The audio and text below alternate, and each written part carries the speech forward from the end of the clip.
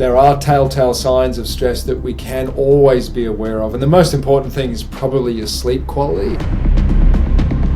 You're sleeping really erratically and the quality is down, or you're sleeping way longer than you need to. You can start to dictate how you want to respond rather than your emotions controlling you. You control them. The important thing is that stress is not it's actually really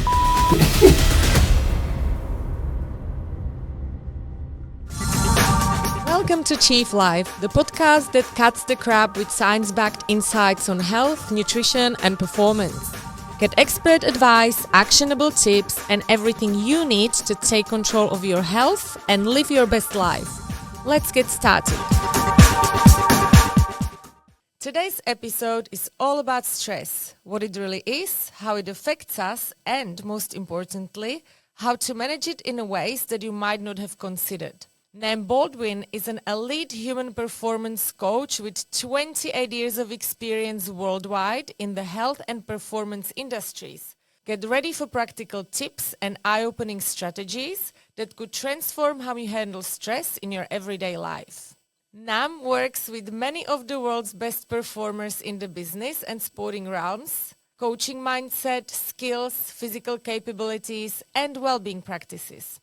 And I have an amazing fun fact about Nam. He can hold his breath for 7 minutes. Holy hell. Welcome, Nam. This is some impressive buyer. Very, very impressed. And thank you so much for coming on our podcast because I'm pretty sure you're the best person to give us tips on stress.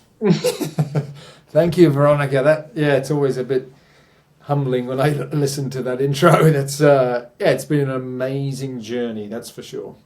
It's amazing. So let's just get into the questions straight away. Can you please explain the difference between acute and chronic stress and how each impacts our long-term health? Yeah, the acute stress is what happens to all of us day to day. That's the things like, getting stuck in a traffic jam and you get a little bit annoyed, or having a challenging conversation with someone, or training in the gym. That's acute stress. The deal with acute stress is that you obviously have a tremendous system that can mobilize hormones and chemistry to help support you through the stress, and then you come out of it effectively, meaning other hormones then come into play and now you're out of that stress response. Chronic stress is different. Chronic stress is when the stresses hang around for a while through, could be injury, could be workload that just doesn't give up, could be a really challenging relationship you're going through where the basis of what's happening is constantly asking more than what you can cope with. And hormones in particular become really disruptive. That really changes then your ability to come out of that stress response. So you're stuck in a bit of a negative loop that eventually leads to, if not solved properly, all sorts of health challenges, heart conditions, immune problems, dysfunctional recovery where you just don't recover from injury well, and so on. So they're quite different, but the important thing is that stress is not bad. It's actually really good as long as we recover effectively from a stress. As long as it's not the chronic stress that we're constantly in. Correct. And then with that, though, you are going to sometimes come across that in your life. You're going to get sick at some point where it could be chronic, or, have a devastating trauma that occurs emotionally or physically. So that's just part of life. As long as we recover, that's the important thing. That's true. And so how does stress affect our body and mind in ways that we might not recognize straight away? You mentioned already a few, but maybe give us a quick summary of what stress can do to our body that is not noticeable straight away. Yeah, the brain is an amazing thing at normalizing stress. So if we have prolonged stress, what can happen is the brain normalizes it and we don't even realize that we're, working really poorly in, say, a health perspective, where we're starting to slip, we're starting to put on a little bit of weight, we're starting to get less quality sleep, and all these things start to creep up. And the challenge is we might feel okay. We're like, no, I'm good. And yet you don't look good, or you're not performing well, but you just don't seem to grasp that because of the way the brain normalizes it. The important thing is that there are telltale signs of stress that we can always be aware of. And the most important thing is probably your sleep quality. If that is disrupted, two ways. One, you're sleeping really erratically and the quality is down. You keep waking up through the night, or you're sleeping way longer than you need to. And that might be, 10 hours plus, and you just wake up and you're always tired. Then that's a sign to say, okay, something's not quite right. Other things happen. Little bits of your memory start to get reduced. So there's part of your brain called the hippocampus that helps you remember short-term events. That starts to literally detract and shrink in your brain. And you'll find it difficult to remember little things, where you put your keys or someone's name. It's like it just goes. And then also you start to really get edgy and anxious or irritable really easily. And these things start to build, and then eventually the damn wall breaks and you figure it out that you are under a bit of stress. So yeah, it's interesting. Interesting. And so what are some surprising things about stress that most people are not aware of, or they don't know about? Yeah, I think some of the things that can happen is let's go down the breathing path. You become a bit of a chest breather, and when you're really stressed, what starts to happen is parts of your body start to try and compensate for the load you're under through gripping and tensing and kind of trying to keep you safe and supported, because primarily your brain, the back part that's getting triggered when you're stressing out, is trying to protect you. So the challenge there is that when you start to tense up, so does your capability of breathing well. And you start to become a bit of a chesty breather, and you start holding your breath, or you start taking deep breaths for no reason, like, I keep having this deep breath I've got to take. And these are all little signals that are saying, hey, can you just slow down a bit? Can you just let go a bit? They're really important to understand. Other things is things like your dreams when you're asleep can become very, very vivid and quite graphic. And that's your brain's way of trying to process emotion from the stresses you're going through. And sometimes people wake up, really kind of scared and nervy and so on. That's a sign. It's like, okay, you're under a lot of load and your body's trying to compensate. So there's two things. Your breathing can change quite dramatically. So can your dreaming, and you become very vivid with your dreams, or you stop dreaming. So you stop breathing, or you stop dreaming completely. And then you just lose the edge of enjoying life. You just don't see the joy in life as much as you used to, and you start to shy away from your values and your hobbies and things that you used to love to do. Interesting. So when I was studying exercise physiology at uni ages ago, like 20 years ago, they told us that chronic stress is more damaging to our bodies than alcohol and cigarettes. Do you agree?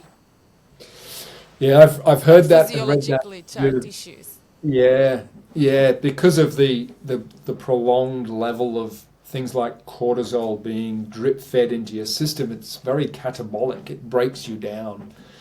And eventually, things like arterial walls and so on become very agitated and irritated, and you get inflammation. And when there's inflammation, there's usually the next sign of that is disease. So yes, I agree.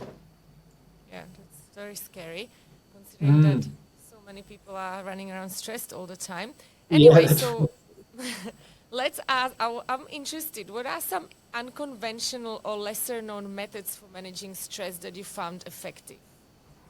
Yeah, it's a really good question. I love that you've asked this, because what we are tending to do at the moment is live in a world of achievement and performance and wanting more and so on, and that usually comes with a directive of goal setting and process driven, which is all left-brained activity. So the left side of your brain is really dominating in that way of thinking, which then can really trigger stress centers of your brain like the amygdala, which then creates this stress effect through your system. So that's what basically is happening as I see it today with the Western world in particular. So what do we do about it? What are the different things we can do? Well, one thing is to draw, to just get pen and paper, pencil and paper, and just draw some imagery of, I don't know, could be your favorite activity. And what you're doing there is you're really firing up the right side of your brain, that houses the ability for you to feel joy, connection, being in the present moment. You could then add colour to that and colour in really well. And we know through studies through anxiety that colouring in pictures really helps an anxious brain calm down. Parts of the frontal lobe of the brain become quite active, the right frontal area, that then dampens down that limbic region that's firing when we're too stressed because of that left brain dominance. So really getting in touch with your senses, singing, playing an instrument, colouring in, drawing pictures, getting into nature and doing something completely different. Could be, doing all of that in nature, drawing in nature.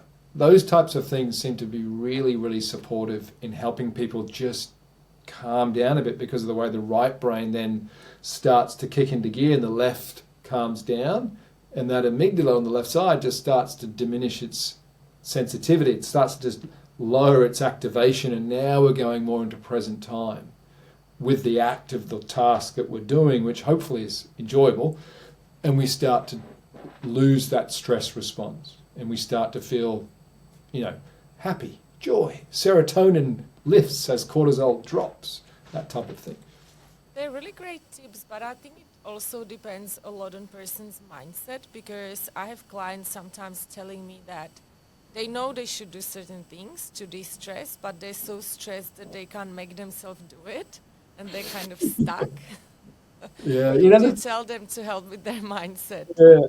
Okay, well, with their mindset, again, I'd connect back to an element within themselves that is driving everything they do anyway, their value system. So their mindset needs to be aware of the emotions and the stresses that they're feeling, and then go, okay, well, what do I want to do with this? Because our mindset is like a lens in which we interpret information, that we stipulate, we nominate. So it could be, okay, well, why don't we go into a mindset of gratitude?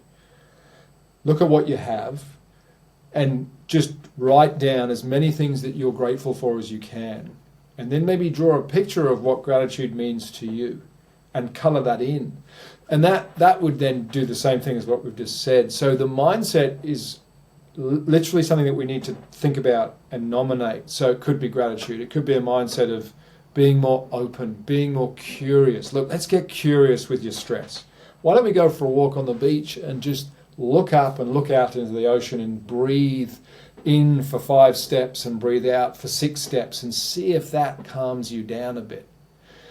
And let's measure it. How stressed are you now? Oh, I'm about a 9 out of 10. Okay, let's go for this walk. Let's see what happens 20 minutes later. Okay, how stressed are you now? I'm a 2. Okay, brilliant. Open vision, breathing, maybe think of something you're grateful for. So you've got to see if you can use your mindset to persuade yourself to take action that is outside of the realm in which you're sitting or feeling. And that's got to hopefully link to your value system. What do you want? Value in life. And then you can go from there. But yeah, it's a powerful thing, mindset, because when it's worked on properly, it really does support a better relationship with the emotions that you may be having. You can start to dictate how you want to respond rather than your emotions controlling you. You control them. So I guess that's a lot of practice. It's kind of like when I want to get stronger legs, I need to do a lot of squats. And when I want to have a good, strong mindset, I need to practice that as well. Maybe get a coach if I don't know how to do it, right? Yeah. It's a lot of stigma. Like, everyone hires personal trainers, but people still have a stigma about hiring a mindset coach or psychologist. It's really funny. Yeah, I agree, and I think one of the most important things is when we look at anything in relation to our behaviours, it's coming from in here.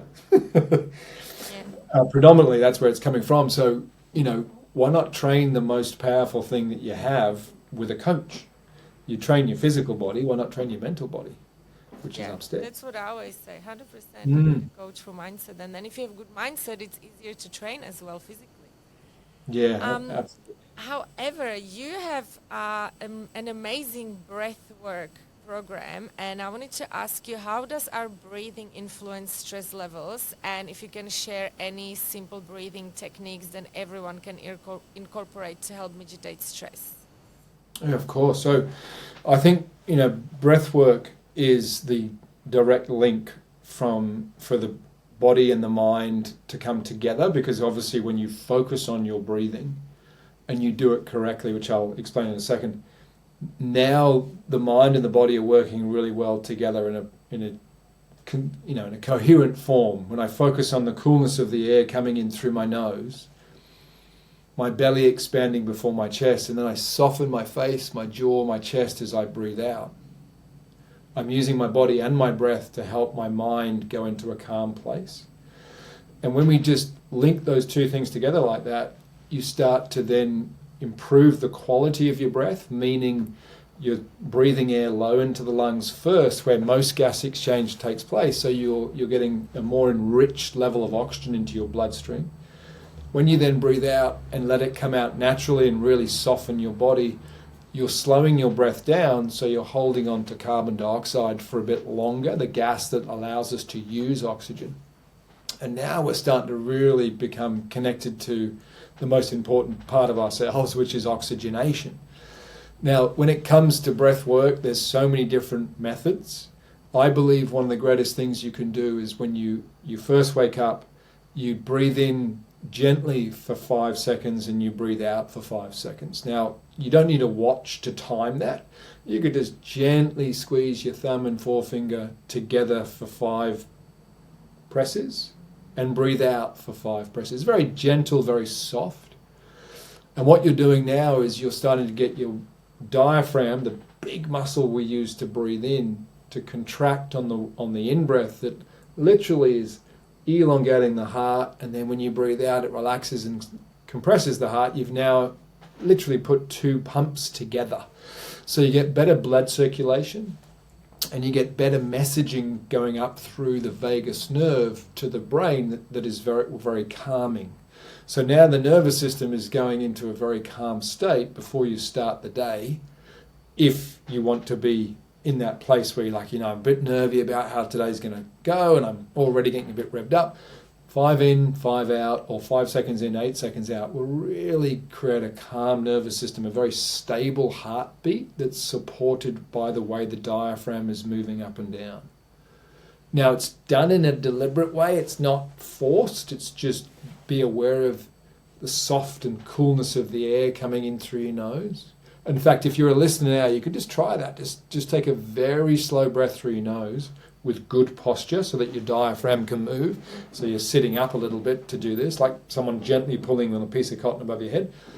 And when you breathe in, be aware of that feeling, that soft, cool, it's like silk being gently drawn in, low first, soft belly, let go of your six-pack, and up towards the top of your chest. Now, when you get to that point where you feel that last rib just under your clavicle move about 2 millimeters, there'll be a little signal that will say, that's enough. And then just let the breath go and really exaggerate softening your jaw, your lips, your chest, your shoulders. And what that does is it creates a very calm state that then, with practice, every time you do it, you can pull yourself out of stress. So I just said 5 by 5 or 5 by 8, 5 times. It's literally 50 seconds to just over a minute. Every day, you would get compound interest with that over time, where your nervous system will love you for it. Amazing. So same as with everything else, it's about consistency. You just have to do a little bit every day and it will work. Correct. Yeah, now you could measure that if you wanted to get it. So what helps consistency is measuring. So you could get your HRV measured with, a Garmin watch or an Apple watch. You measure your HRV, an Oura ring, Oura ring. Yeah. And that will then, over time, if you practice, you should find that your HRV, heart rate variability, improves, which means you have a greater capacity to go into stress and come out of it. And over time, that's really important, because as we get older and so on, stress is generally not necessarily increased, but the body's capacity to handle stress decreases due to age. But with good HRV, you start to really allow the nervous system to facilitate greater ability to handle stresses. You can go into it, but you can come out of it. And then you can measure with your breathing and then feedback. This is working, bits of progress, you'll follow through. Amazing. You know what is really interesting? So I do, every 6 months, I do 5-day water only fast with friends. And we go away for it, and we don't work, we just meditate, obviously don't eat, just do like some gentle walks and stuff. And my HRV triples. Like, it's never as high as when I'm doing that fast and meditation. It's crazy. It's like next level. It's like 200, over 200. Wow. Yeah. And that's full on. But and then how do when you I finish feel? the fast, then it goes slowly back to what it was. Yeah. How do you feel through that when it's 200? Amazing. I feel so good, just relaxed, mental clarity. That's why I do it. So I try to do the 5-day water only fast at home while working, like just earlier this year, and I didn't have the same results. So it wasn't because of the fasting, it's because of the meditating, not working, not training, not waking up with an alarm. I realized that. So I'll just keep doing the 5 days away for the fast instead of doing it. Yeah, lovely.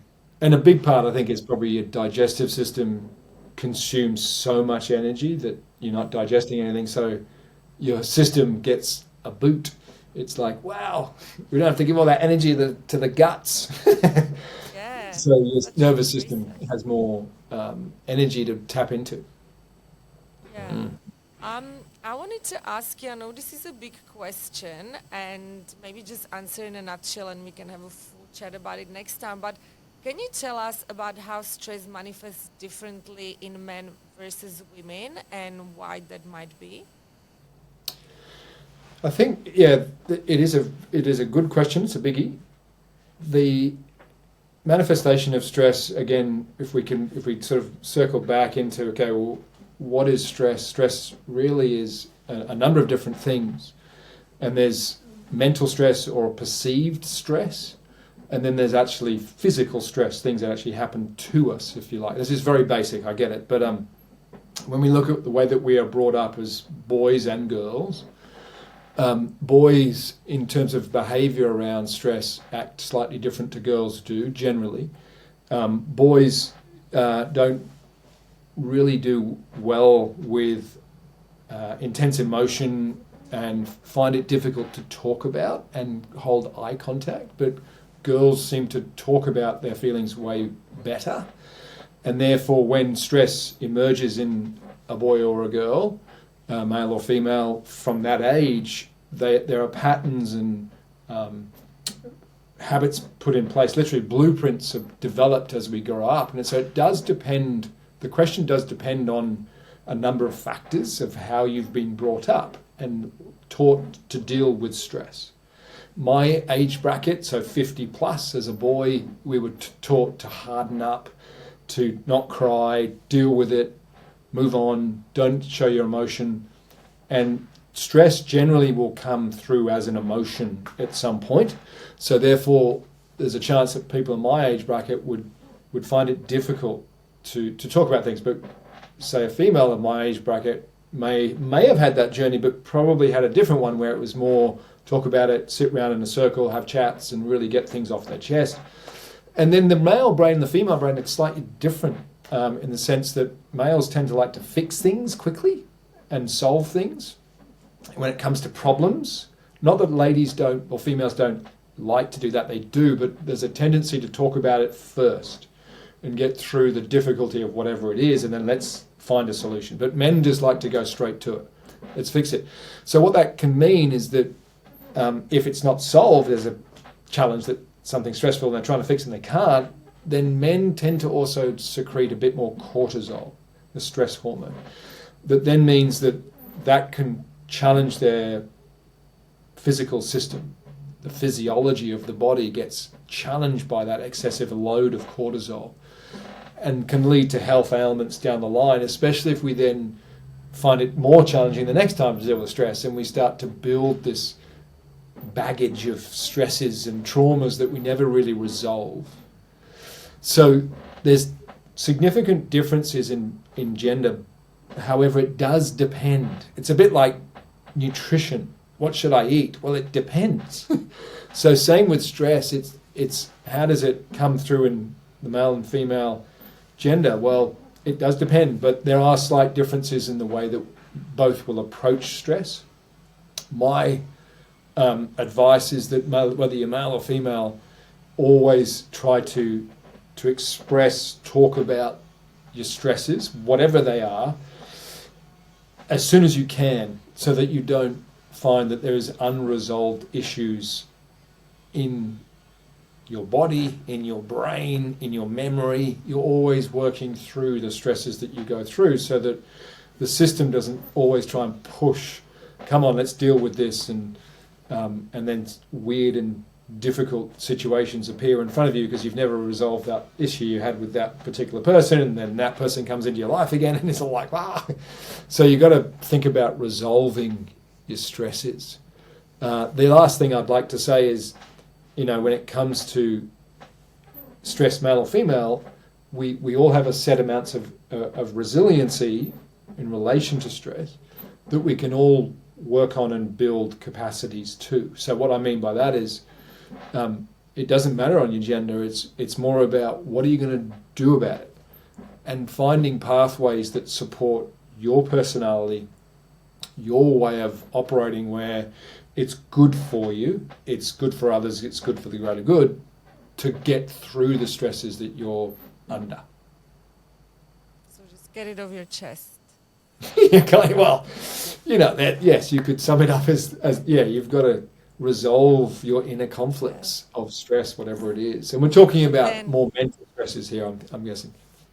Yeah, but then, get it off your chest. Would you get it off your chest to your friend, your partner, or do you think it's the best to have a coach or therapist? What do you think? Again, I'm going to have to say it depends. Because if it is a stress that you can talk to your friend about, then talk to them about it.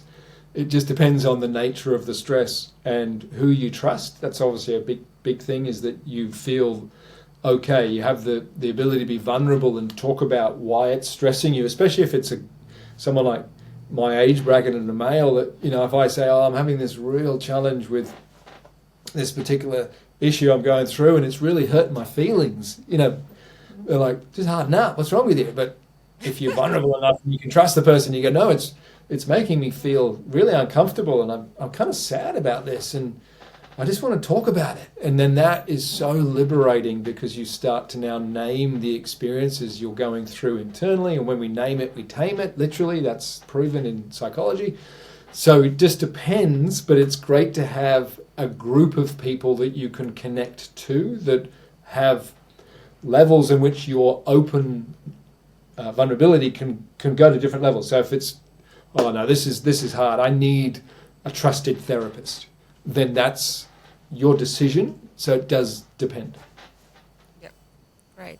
And what are the most common misconceptions about stress or myths about stress that people believe? That it's bad. It's not. I mean, most stresses that we go through it's just essential part of life, and it's a huge part of growth. I mean, let's just go from a physical perspective. If you don't stress yourself in the gym, where your heart rate elevates and maybe you feel, discomfort through doing squats or whatever, you won't adapt. So stress is a really important part of life. It's how we view it and how we recover from it. It's the process that we use to rub up against it to help us get outside our comfort zones, which is where growth really is. So the misconception is that stress is bad, I've got to be less stressed out. Well, take that for checking and kind of tune in and go, well, what type of stress is it? And are you not practicing something that can help you grow? So if it's an emotional stress, you go, no, it's emotional, I don't want to go there. Oh, you could grow if you talk about it. You will understand yourself so much better. You'll build resiliency in that area. Get it out. And therefore that stress is good. And you have tremendous breakthroughs because of the stress. It's bad when it's chronic and not dealt with. Okay, so you build your resilience to stress by dealing with the stress. There's no other way to become more resilient to stress. No, there is many other ways. One of the ways, tell us. Yeah, so for resiliency, I'll go through a little checklist with you. First of all, if you want to build resiliency, you do have to recover from stresses. It's part of the pathway. So a simple one for that is quality sleep. Are you getting enough quality sleep where you can process information and repair yourself from the stresses you go through? It's essential. Two is to really be aware of little wins, the small wins, the little bits of progress that lead to fulfillment. The more that you can connect to them, the more that you'll find that your capacity to handle all emotions improves, and therefore so does your resiliency. Think about from a resiliency perspective of something very difficult happened, it was uncomfortable, it was stressful. Okay, do something now to see if you can go the other end of that spectrum. So that was a tough week. So the weekend, go and do what you love. Calm down.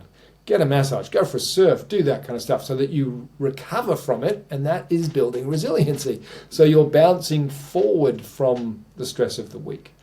And then things, simple things like really reframing the challenges or the stresses as best you can, so that then the load that you're perceiving you're under can be gained through simple reframe. I'm so tired, I haven't slept well, there's no way I can do this today. Why don't you go, okay, even though I'm really tired, let's just see how good I can go. And at the end of the day, I'll make sure that I have a half an hour nap just to help myself reset. So you're reframing situations that are stressful to help build your mental capacity, your resiliency to handle stresses as they come. So there's multiple ways to build resiliency, but there's some basic ones that we can all follow. Great. So if someone is highly stressed, they're time poor, highly stressed, the typical scenario, what would be like a simple daily guide for them what to do from morning until the evening, including their sleep, to stress less or to manage their stress? Super. All right, here we go. The best thing we can do to really help manage stress, I think, is it is having, and this is a bit of a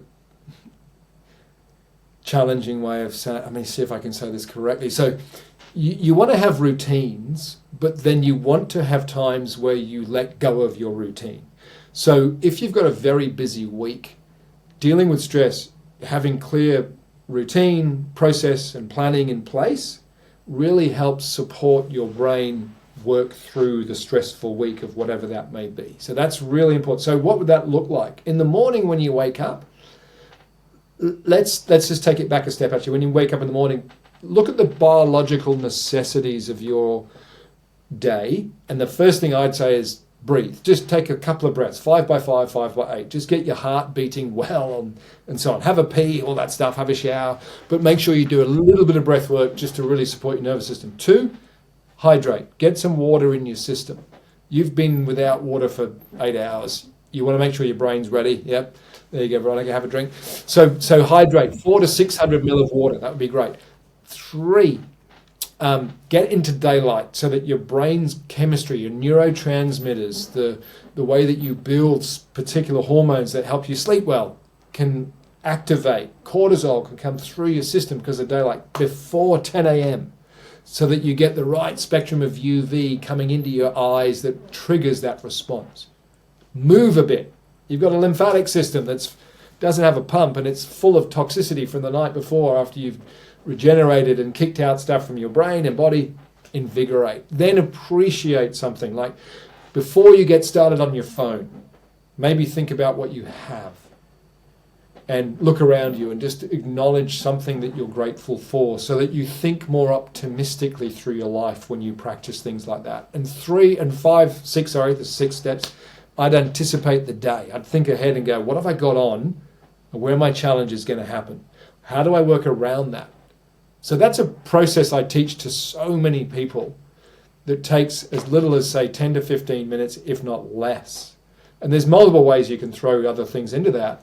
That really sets up the morning well, that leads into a better part of your, how your day is going to unfold. Through the day, regular breaks. Give your brain time to just calm down every 45 minutes to an hour and a half where you have 5 to 10 minute break, have some water, have some healthy snacks. See Chief for that, right? Chief have got amazing snacks you can eat. And now you're supporting the way your brain functions, because it can't go for more than about 4 hours of constant work, mental work, without really draining the system. So every 45 minutes to an hour and a half break. Making sure you get healthy snacks, healthy food, lots of movement, get off your phone a lot. And then through the last part of the day, it's about winding down. It's about looking at maybe what stresses you've had, and can you resolve that before you go to bed? Can you now go into a state of calmness that's required for good quality sleep a couple of hours before bed? And if you set up your day with that morning routine and a wind down routine through the night, and through the day you have those regular breaks, healthy food, resolving conflicts before bedtime, you will really support your own system taking care of stress for you. But these are the practices that we've got to kind of kick into play. And then your capacity, your bandwidth of dealing with stress increases, because you've reset, you've recovered, and you've set yourself up where you have the greatest opportunity to use all the resources that your amazing body has. So there's a few things. Amazing. That's a really good advice. I have last 2 questions. Question 1, if you could only give one health, fitness, wellness, mindset advice to our listeners, what would that be? And question 2, what is your favorite book? Yes, great. Ooh, one piece of advice. Okay, one piece of advice. I think make sure in your lifetime, earlier than better, you really realize your value system. What do you value? And really get to know the recipes of your values, of how to allow that experience that the value provides for you. As an example, it could be love or adventure or whatever it is. What are the simple recipes that allow you to experience that as a continuum through your life? Because they're going to change over time, but your values really drive so many of your behaviors, how you think, how you feel, how you talk, how you move, all those.